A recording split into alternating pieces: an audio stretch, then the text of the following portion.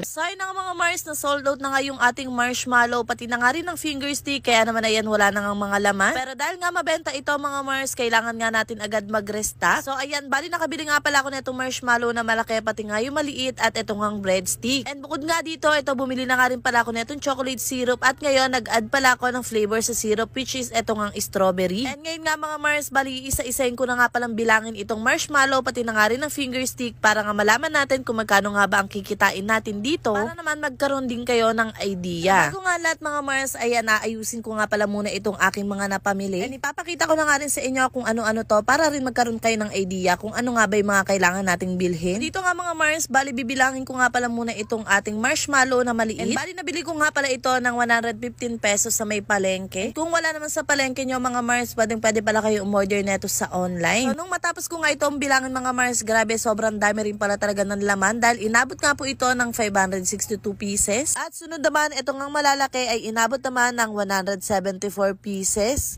And then next pala mga Mars, sunod ko naman binilang syempre itong ang finger stick. Hindi nga ito pwedeng mawala sa akin, dahil nga talagang mabenta nga yung combo ko na marshmallow with finger stick. And sa pagkakabilang ko nga pala na itong finger stick, bali nagkakalaman nga pala siya ng 300 pieces. At itong finger stick na ito ay nabili ko naman ng nagkakahalagang 75 pesos. And then next naman mga Mars, ayan, mag-refill naman tayo ng chocolate syrup at strawberry syrup dito. At ang bili ko nga pala dito sa chocolate syrup is 155 pesos. Tapos dito naman sa strawberry syrup ay 115 pesos lang. So ang laki lang talaga na pagkakaagot nga ng presyo nila, pero okay na yon, at i-costing pa rin natin yan kung papaano. And ayan, bali na prepare na nga natin at okay na nga lahat, kaya naman oras na nga para nga sa costing natin. Isa-isa na nga natin yung mga Mars, para nga makita natin kung magkano ang kikitain natin kapag 10 pesos lamang ang bentahan natin dito. So una nga dyan ay mag-start nga tayo dito sa ating marshmallow na malalaki. So bali nabili ko nga pala itong marshmallow ng 115 pesos. Meron na nga itong 174 pieces. Tapos bawat isang order nga ay maglalagay tayo dito ng 6 pieces. At nakakagawa tayo dito ng 29